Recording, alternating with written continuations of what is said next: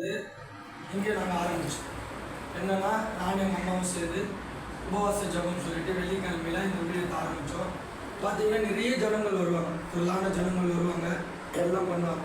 அதற்கு பிற்பாடு நாங்கள் சபைக்கு போக ஆரம்பித்தோம். சபையில் போய் இருந்தோம். இந்த ஊழியத்தை நான் விட மாட்டேன். சபைக்கு போனாலும் சரி, ப்ரேயரை முடிச்சுட்டு வந்து எங்கள் அம்மாவோட சேர்ந்து நான் எங்கள் ஆண்டவருடைய வார்த்தையை கொடுப்பேன். இப்போ இந்த இடத்துல தான் நான் பயிற்சி அதிகமாக பெற்றேன். வசனத்தை தியானிக்கிறதும் சரி, பிரசங்கம் பண்ணுறதும் சரி. பார்த்தீங்கன்னா இந்த இடத்துல தான் வந்து நாங்கள் மேலே வந்து ஊழியத்தையும் ஆரம்பித்தோம். நீதியின் ராஜா ஊழியம் இங்கே தான் ஆண்டவர் கொடுத்தேன். மேலே ஊழியத்தை ஆரம்பித்தோம். எல்லான கூட்டங்களும் 30, 35, 40 பேர்கிட்டலாம் வந்தேன். அப்புறம் பார்த்தீங்கன்னா நடுவில் இது ஆண்டவர் சுத்தம். நாங்கள் இங்கேருந்து வீடை காலி பண்ண போகிறது, இது மனுஷனுடைய திட்டம் அல்ல. சரி, ஆண்டவர் இங்கேருந்து கொண்டு போனால் ஒரு வருத்தம் தான். என்ன ஆண்டவரே இந்த மாதிரி எங்கள் ஊழியம் இருந்தது. ஆனால் அந்த ஊழியத்தை அங்கேயும் செய்ய வைக்கிறார். இப்போ மீண்டும் எனக்கு என்ன ஒரு சாட்சினா, ஆதியில் செஞ்ச ஊழியத்தை இங்கேயும் கொடுத்துருக்கிறார்.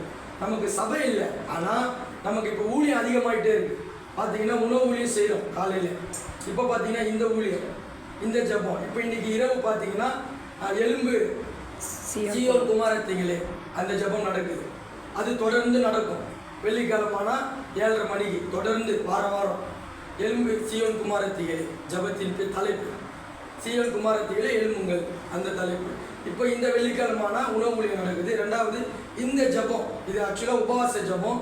இருந்தாலும் இதில் ஆண்டவர் கொடுத்துருக்கிற தலைப்பு என்னன்னா, நீ சகலத்தையும் திருப்பிக் கொள்வார்.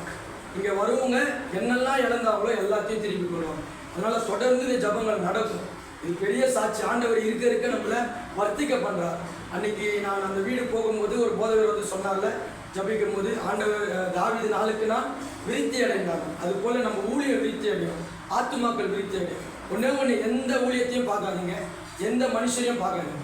அவர் மாத்திரம் பாருங்க, ஊழியத்தை கொடுத்துட்டே இருப்பார். ஆனால் நீங்கள் அவைலபிளாக இருக்கணும். எப்போ கொடுத்தாலும் செய்ய ரெடியாக இருக்கணும். கிடைக்கிற வாய்ப்பை தவற விட்டுறக்கூடாது. சரிங்களா? எப்பவுமே சரி, ஒரு இடத்துக்கு கூப்பிட்டாலும் சரி, எனக்கு தெரியாதுன்னு சொல்லக்கூடாது. நீங்கள் ரெடியாக இருக்கணும். ரெடியாக இருந்தால் தான் ஆண்டவர் உங்களை பயன்படுத்துவார். அதனால் இது என்னுடைய சாட்சி. அதனால் இன்றைக்கி நடக்கிற அந்த 7:30 மணி ஜபத்தில் நீங்கள் எல்லாம் பெண்கள் எல்லாம் கலந்து கொள்ளுங்க. சரிங்களா? கர்த்தர் நல்லவர். ஆமாம்.